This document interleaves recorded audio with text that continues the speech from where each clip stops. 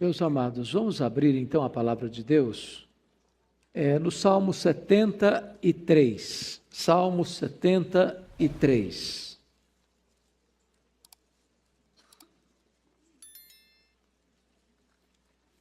Salmo de Asaf.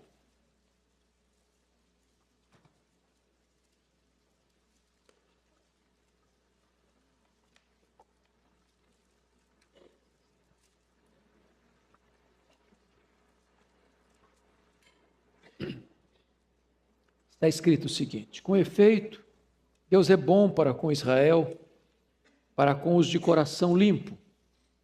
Quanto a mim, porém, quase me resvalaram os pés. Pouco faltou para que se desviasse os meus passos. Pois eu invejava os arrogantes ao ver a prosperidade dos perversos. Para eles não há preocupações. O seu corpo é sadio e nédio. Não partilham das canseiras dos mortais, nem são afligidos como os outros homens. Daí a soberba que os cinge como um colar, e a violência que os envolve como um manto. Os olhos saltam-lhes da gordura, do coração brotam-lhes fantasias, motejam e falam maliciosamente, da opressão falam com altivez, contra os céus desandam a boca e a sua língua percorre a terra. Por isso, o seu povo se volta para eles e os tem por fonte de que bebe a largos sorvos. E diz: como sabe Deus? Acaso há conhecimento no Altíssimo? Eis que são estes os ímpios, e sempre tranquilos aumentam suas riquezas. Com efeito, inutilmente conservei puro o coração e lavei as mãos na inocência, pois de contínuo sou afligido e a cada manhã castigado. Se eu pensar em falar tais palavras, já aí teria traído a geração de teus filhos. Em só refletir para compreender isso, achei muito pesada tarefa para mim, até que entrei no santuário de Deus e atinei com o fim deles.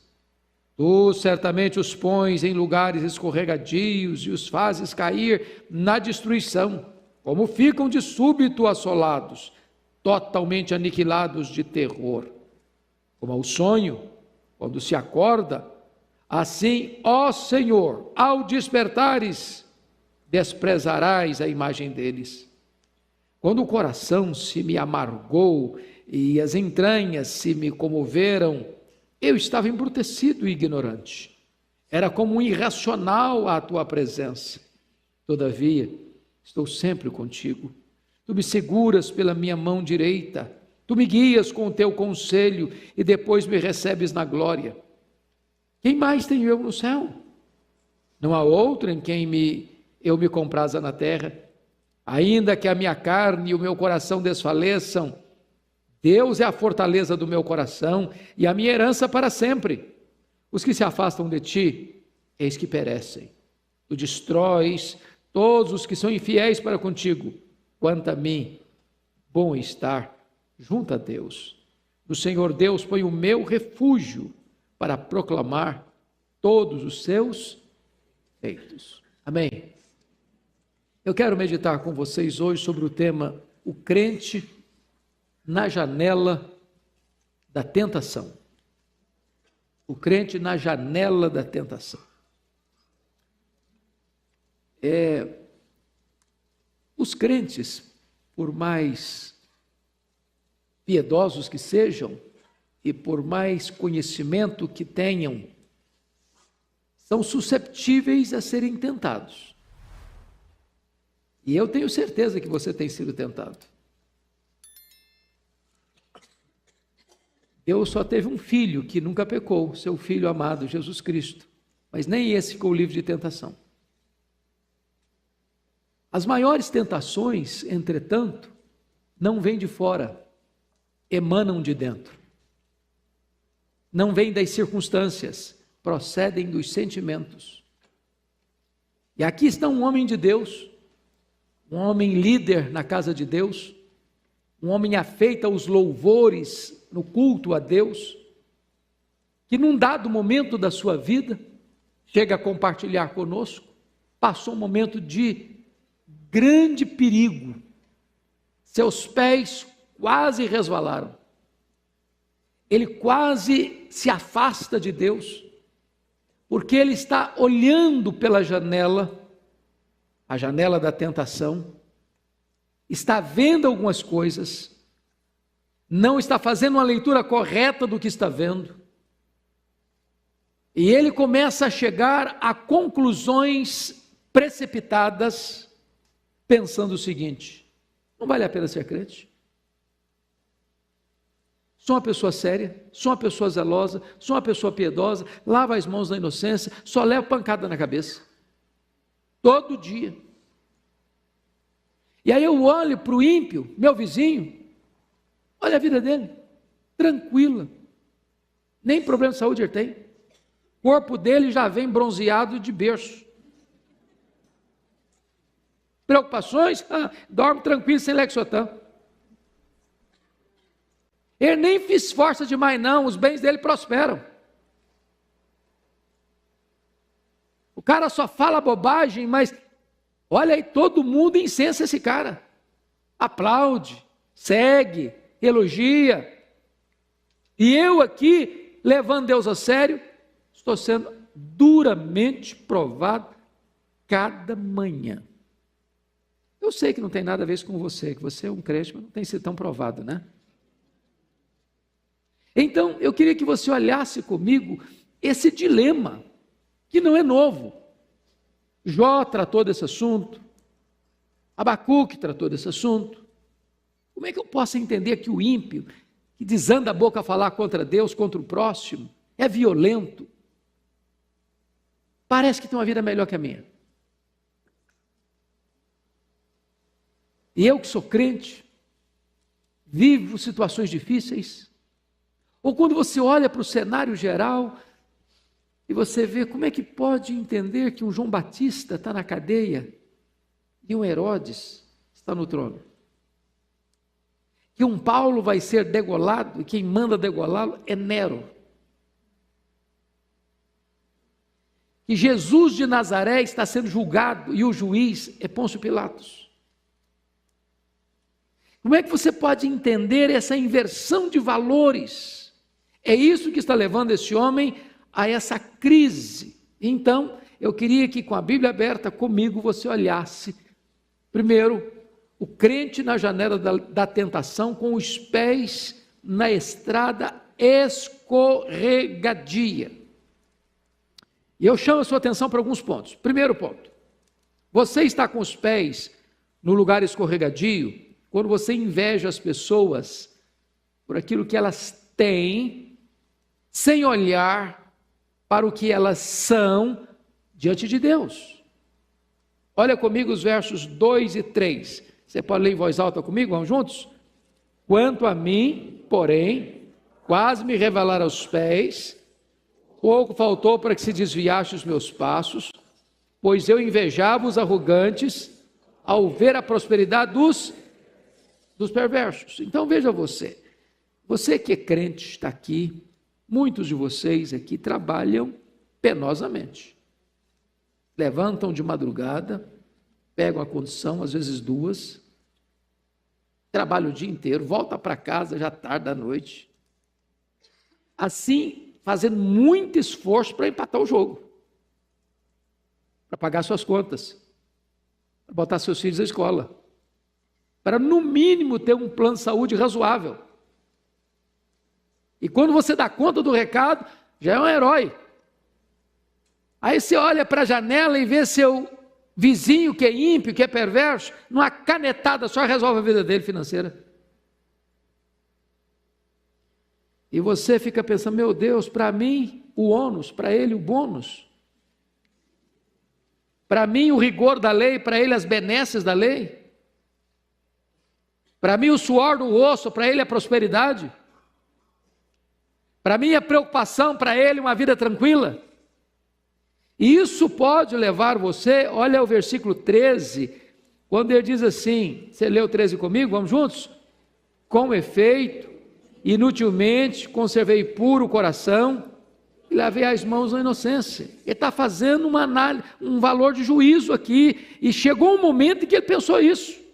está valendo a pena ser crente. A vida do ímpio está melhor que a minha. Ele tem menos problema que eu tenho. Ele enfrenta menos dificuldades na vida financeira que eu. Ele enfrenta menos problemas de saúde que eu. No campo emocional eu não tenho ansiedade, preocupação, eu estou aqui cheio de angústia na alma. Esse é o drama deste homem. Mas por que ele está assim?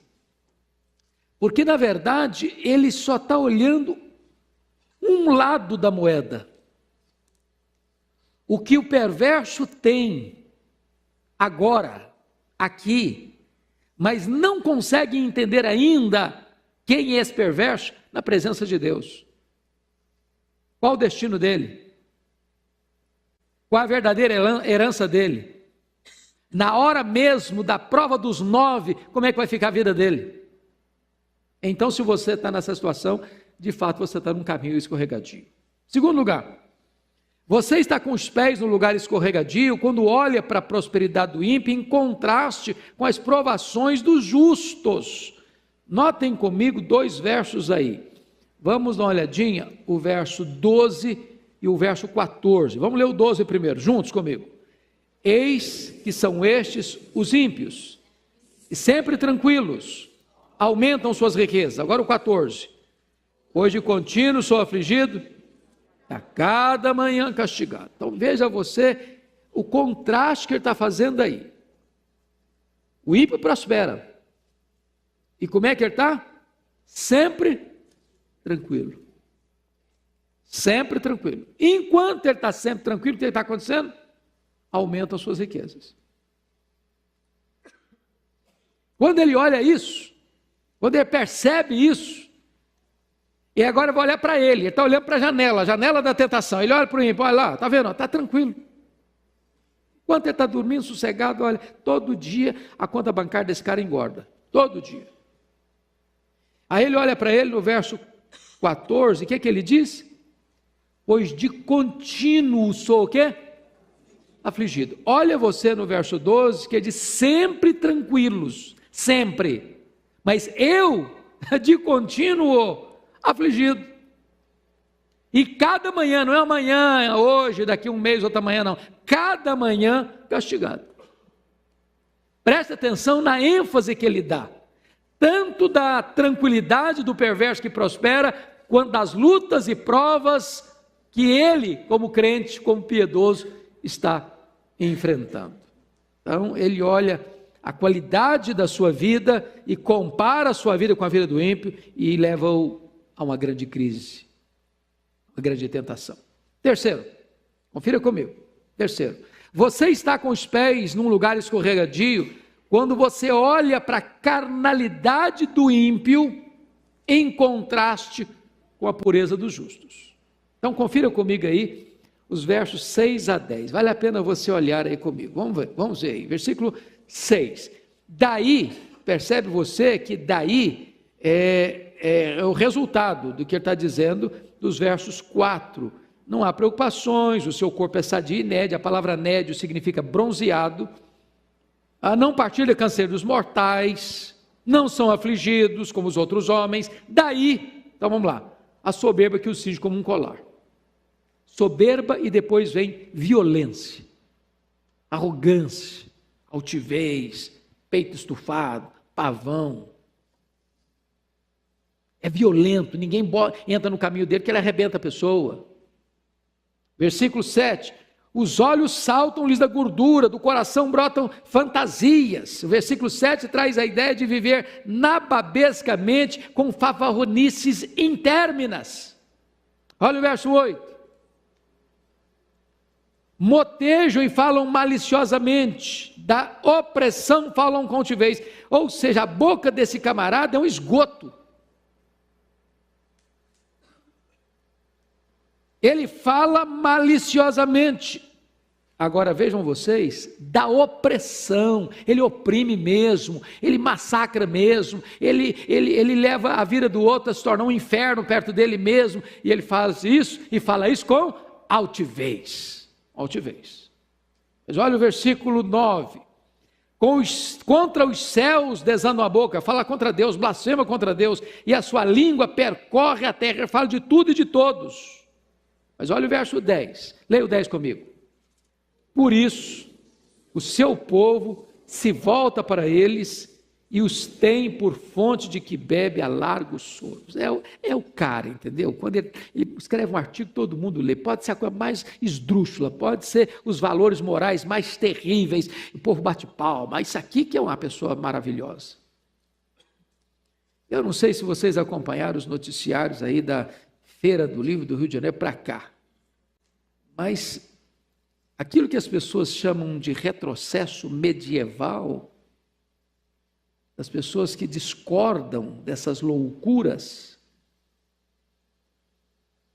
parece que se você defende hoje os valores simples de família, você é um ET, você é um retrógrado, você está fora de moda. É curioso isso. Um analista político muito conhecido do Brasil disse que chegaria um tempo em que essa questão da relação homoafetiva, lá atrás, às vezes era um negócio que trazia vergonha, acanhamento. Depois passou a ser tolerado. Depois passou a ser incentivado. Ele diz, eu temo que amanhã vai ser obrigatório. E quando as pessoas defendem essa bandeira, se você diz o contrário, você está mergulhado em densas trevas de ignorância, de atraso, de retrocesso. Mas as pessoas que aplaudem isso, as pessoas bebem a largos sorvos dessas fontes. É isso que ele está dizendo. É isso que ele está dizendo. Em comparação com a carnalidade do ímpio, ele contrasta a pureza dele. Você pode ler o 13 de novo, vamos lá? Com efeito, inutilmente, conservei puro o coração, lavei as mãos na inocência. Meu coração está sendo puro, lava as mãos na inocência, mas olha aí, eu estou sozinho, estou isolado, ninguém me escuta, ninguém quer me ouvir. Quando eu abro a boca, as pessoas rejeitam o que eu estou falando. Mas quando a pessoa fala uma loucura, ela é aplaudida. É isso que está fazendo, essa leitura que ele está fazendo, está levando a um lugar escorregadio.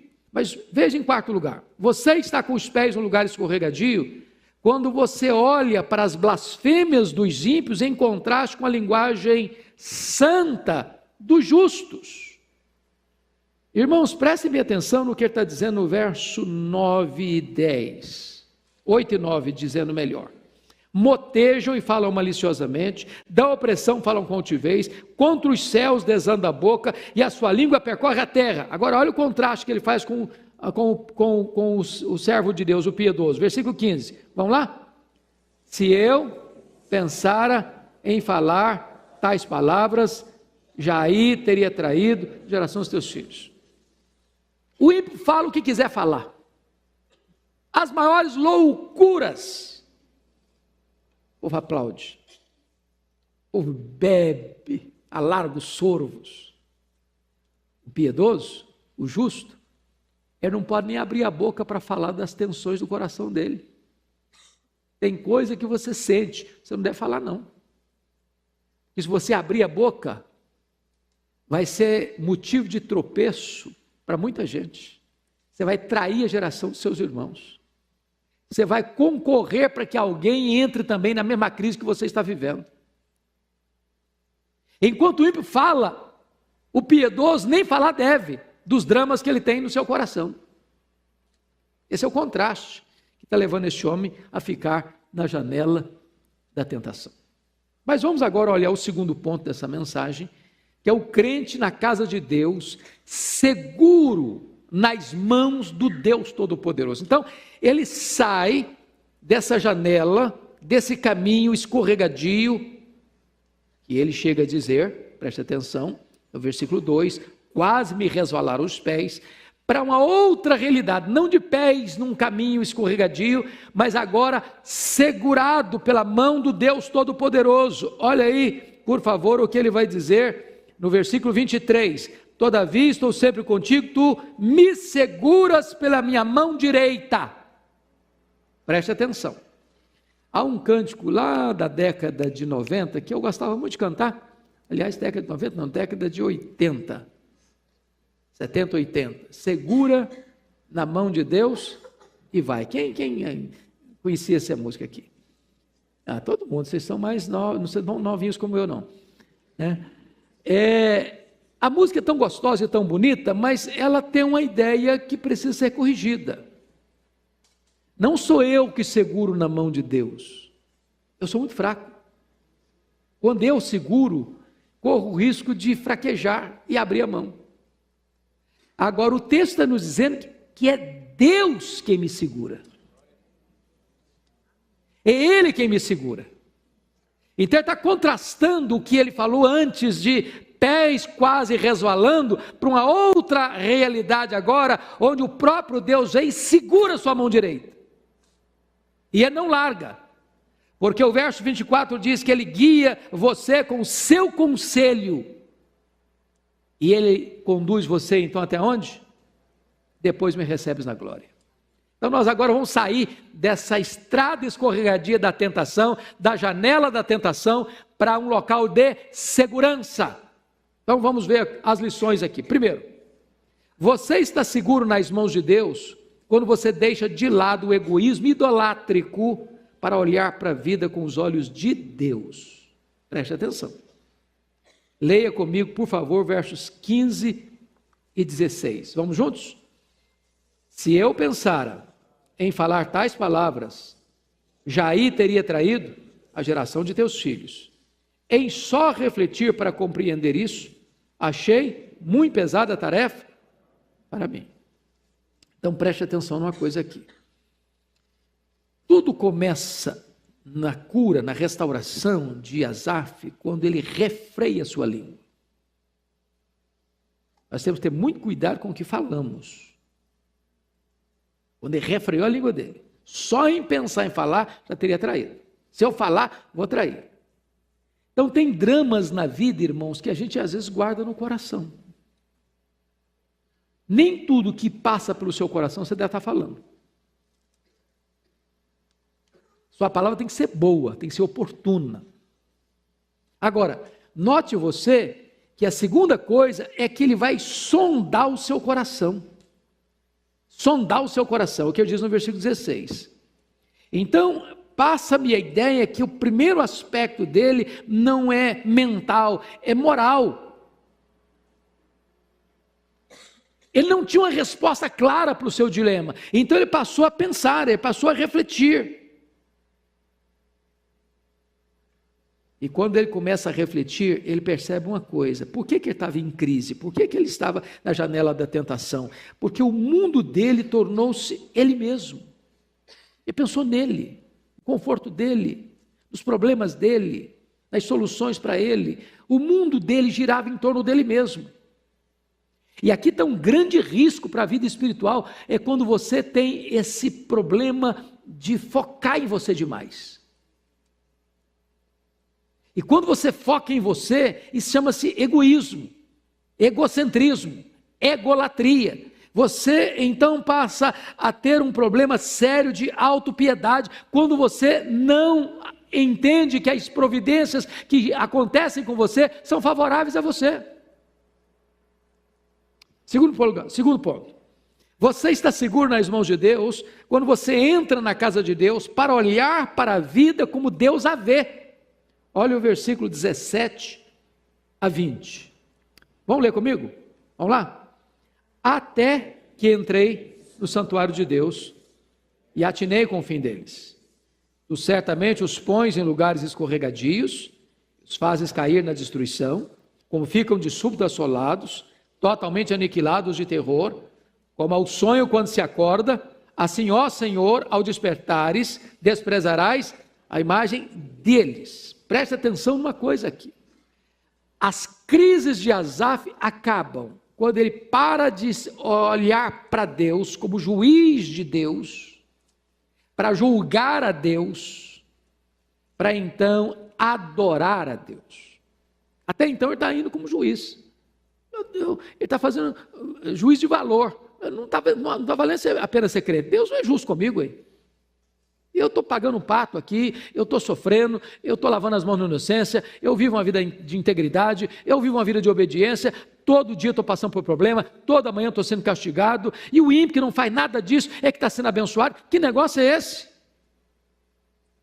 Ele está sendo juiz. Tem hora que nós botamos Deus no banco dos réus. Tem hora que nós nos assentamos na cadeira do juiz para julgar o próprio Deus. Deus, o senhor está agindo errado, o senhor está sendo injusto, o senhor não está sendo bom. Então, quando ele para de agir como juiz de Deus para se tornar um adorador de Deus, começa o processo da restauração dele. Agora, veja você que tudo começa quando ele vai para a casa de Deus. Até que entrei, versículo 17, no santuário de Deus. Irmãos, como é importante vir à igreja, sabia? Eu não sei quanto a você. Tem hora, bom, eu sou pastor, né? Eu acho que se eu não fosse pastor, tinha dia que eu acho que eu ia ficar em casa. Tem aquele dia que você está querendo enfiar uma caverna? Ou não? Você nunca passou por isso? Conhece aquela brincadeira da mulher que estava falando para o filho: filho, vamos para a igreja, vamos para a igreja. Ah, hoje não, estou cansado. Vamos para a igreja, filho, vamos para a igreja. Ah, mãe, está chovendo hoje. Meu filho, vamos para a igreja, vamos para a igreja. Mãe, mas não quero ir hoje. Meu filho, vamos para a igreja. Ô, mãe, me dá pelo menos uma razão para eu ir. Falou: você é o pastor da igreja, rapaz.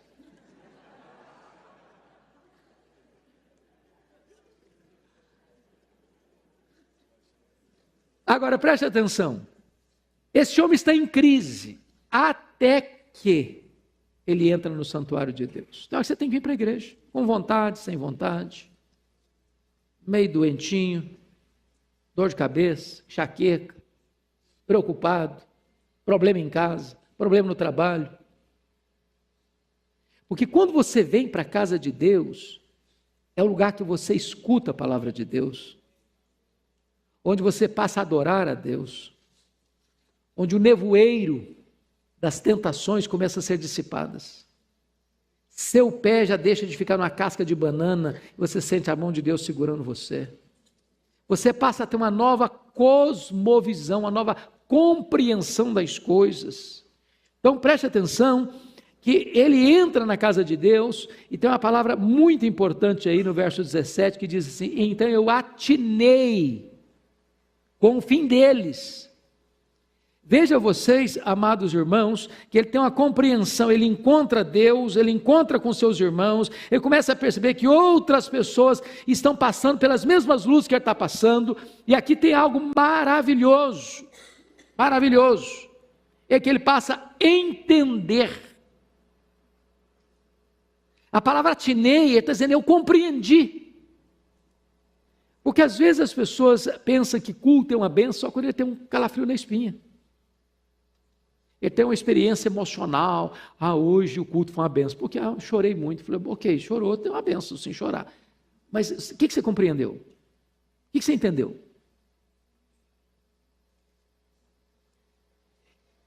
Preste atenção, irmãos. Quando você entra na casa de Deus, não é para você esquecer os problemas. É para você entender a natureza deles. O cristianismo não é um ópio do povo.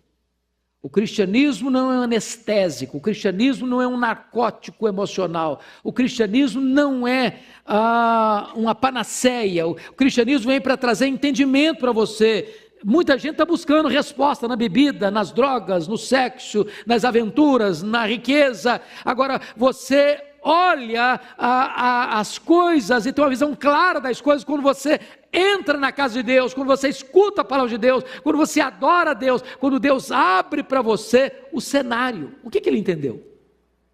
O que ele entendeu quando entrou na casa de Deus? Primeiro, ele teve um entendimento acerca do ímpio. Mudou a compreensão dele. Eu atinei com o quê? Com o fim deles. O que o ímpio tem? Tem saúde?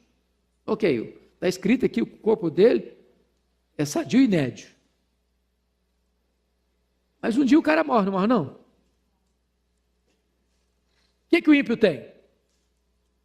O ímpio tem riqueza? Ok. Mas quando ele morrer, quanto que ele vai levar?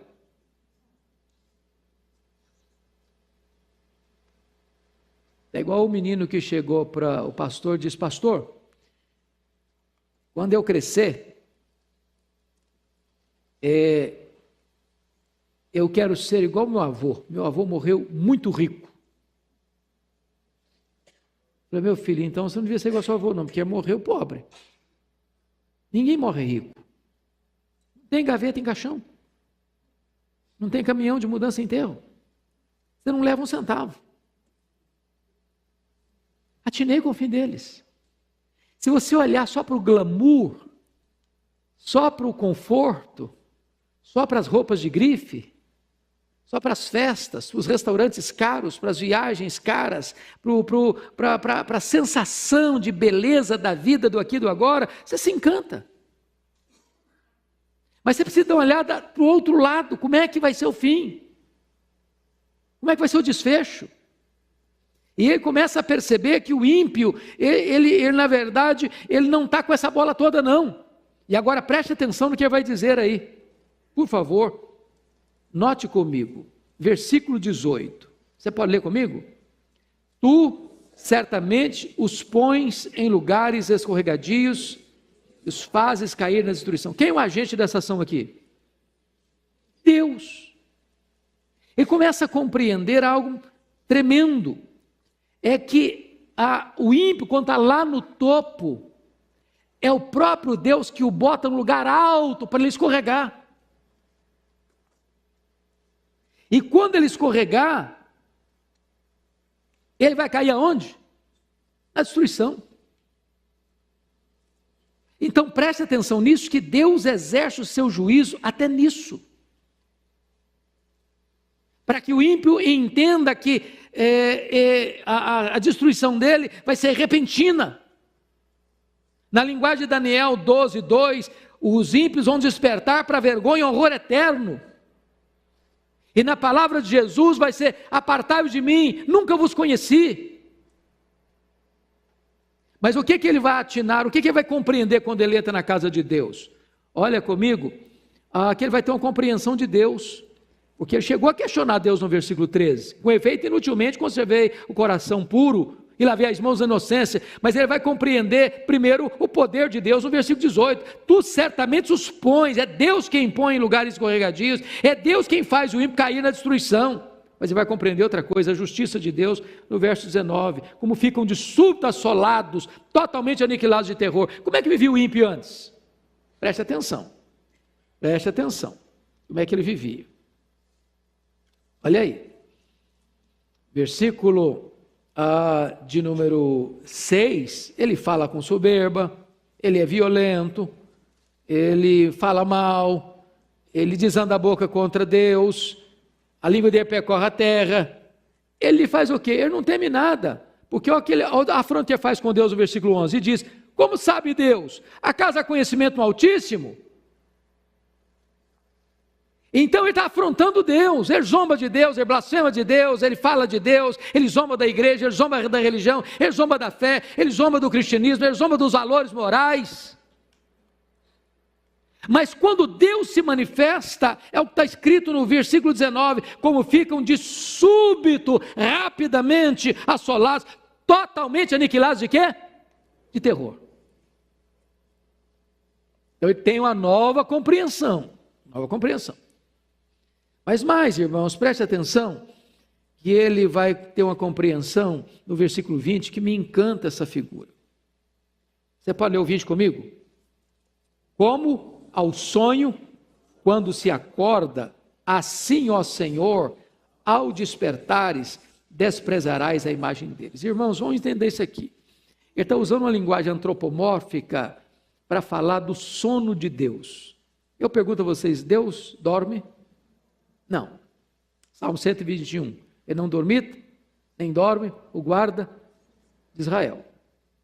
Mas não é verdade que tem hora que parece que Deus está dormindo? Por exemplo, nem toda vez que uma pessoa faz o mal, ela recebe o castigo do mal que ela fez na hora, certo? Nem toda pessoa que faz o bem recebe imediatamente a recompensa do bem que ela pratica, certo? Então sabe o que ele está dizendo? Deus pega o ímpio e dá corda para ele. dá corda para ele faz o mal, ele fala blasfêmia, ele faz violência, ele zomba, ele escarnece, ele blasfema, ele acontece, e parece que está tudo bem. Não tem preocupação, dorme tranquilo, os filhos são tranquilos, a prosperidade vai longe, e está tudo bem com ele, parece que está tudo bem com ele, está blindado, está protegido. Aí na linguagem do salmista é como se Deus estivesse o quê? Dormindo. Só que haverá um momento em que Deus vai acordar. Sabe o que é a linguagem do acordar de Deus? É o dia que Deus puxa a corda. É o Deus que diz, agora vamos acertar as contas. Agora vamos ver como é que você fica. Vamos ver se você tem um fundamento sólido para enfrentar as tempestades da vida. Como é que você vai ficar no dia do acerto de contas, no dia do juízo? Vai ficar completamente desamparado e totalmente tomado de terror. Mas essa compreensão ele vai ter na casa de Deus, meditando na palavra de Deus. Terceira coisa, você está seguro nas mãos de Deus quando você olha para você mesmo com honestidade. Vamos olhar o versículo 21 e 22. Leia comigo, por favor. Quando o coração se me amargou e as entranhas se me comoveram, eu estava embrutecido e ignorante. Era como um irracional à tua presença. Então vamos entender uma coisa aqui. Quando Asaf para refletir um pouco melhor, sabe qual era o problema dele? Não era o ímpio. O problema dele era ele mesmo. O problema dele era, na verdade, seus sentimentos e não as circunstâncias. Porque enquanto ele estava sendo juiz de Deus, nos versos 13 e 14, ele está lamentando que Deus não está sendo justo com ele. Não vale a pena ser crente. Mas aí, quando ele para fazer uma autoanálise, quando ele examina o seu próprio coração, quando ele para entender as coisas na perspectiva de Deus, é isso que vai confessar aqui nos versos 21 e 22. Quando meu coração se me amargou e as entranhas se me comoveram, eu estava embrutecido, era um asnático, ignorante, um irracional à tua presença. Irmãos amados, vamos pensar nisso aqui. Eu acho que muitas vezes nós somos o nosso maior problema. Nós ficamos acariciando o nosso ego. Nós ficamos fazendo cafuné na nossa autoestima. E aí a gente pensa que a gente é o centro do mundo. Aí a gente pensa que Deus tem que ficar trabalhando todo dia assim para atender aos nossos caprichos. E aí a gente cria uma ideia de que a vida cristã tem que ser assim, muito sensível para a gente, que a gente é muito especial, sabe? A gente é super especial. E aí a providência tem que ser sempre boa, porque se a vier carrancuda, a gente reclama, a gente murmura, a gente acha que Deus não está sendo legal com a gente. Até o momento que ele para pensar de uma forma mais profunda, de uma forma mais correta, e aí ele vai entender que eu era ignorante, estava embrutecido, era um animal, era um asnático. Mas, deixa eu concluir. Você está seguro nas mãos de Deus? Quando você abre os olhos da fé para entender o que é a graça de Deus na sua vida. O que é que ele entendeu? Eu chamo a sua atenção para 4 coisas que ele entendeu. Primeiro, Asaf descobre a graça salvadora de Deus no versículo 23. Olha aí, por favor. Pode ler o 23 comigo? Todavia, estou sempre contigo, tu me seguras pela minha mão direita. Oh, amados irmãos, é maravilhoso você entender isso. Você estava caindo, resvalando os pés, mas Deus foi lá e botou a mão em cima de você e segurou você. Você estava indo para o abismo, você estava na casa do valente, você estava na potestade de Satanás, você estava no reino das trevas, você estava condenado, você estava depravado, você estava num caminho escorregadio e Deus foi, botou a mão em você e segurou você. Está seguro, meu filho? está seguro. Essa é a graça de Deus, irmãos. É a graça de Deus que nos segura. Nós não ficamos de pé, escorados no bordão da autoconfiança. É isso que o salmista diz no Salmo 116, versículo 8. É Ele que livra a sua alma da morte, é Ele que livra os seus olhos das lágrimas, é Ele que livra os seus pés da queda, é Ele quem segura você. É a graça salvadora de Deus. É o perdido que é encontrado, é o pródigo que volta para casa, é a ovelha que é encontrada pelo bom pastor. É isso que Deus faz e fez com você e comigo. Louvado seja Deus. Segundo, Asaf descobre não apenas a graça salvadora de Deus, ele descobre a graça restringente de Deus. Olha comigo ainda o versículo 23, quando ele diz: tu me seguras pela minha mão direita. Eu acho isso maravilhoso, irmãos, e a gente devia sempre pensar nisso. Quando você sair de casa todo dia, dizer: segura firme na minha mão. O Senhor, eu sou muito fraco. Você acha que você é forte? Você tem capacidade em você mesmo de resistir às tentações? Não tem maior perigo para você e para mim, meu irmão, de que você achar que você é forte. Você é capaz. Quando Pedro pensou que ele era melhor que os seus colegas, ele caiu. Ele negou Jesus. Você dizer: Senhor, eu sou muito fraco, Senhor, eu não consigo resistir, eu não tenho poder em mim mesmo, mas Senhor, segura a minha mão, segura a minha mão. Igual aquela menininha que, numa família de nenhuma pessoa convertida, e a menina se converteu ainda na fase antes da adolescência, e alguém querendo complicar a vida dela, criar dificuldades para ela, e perguntou para ela: mas vem cá, e se o diabo chegar e bater na sua porta, o que você vai fazer? Ela, com a mente infantil, disse: eu vou pedir Jesus para vir abrir a porta e atender.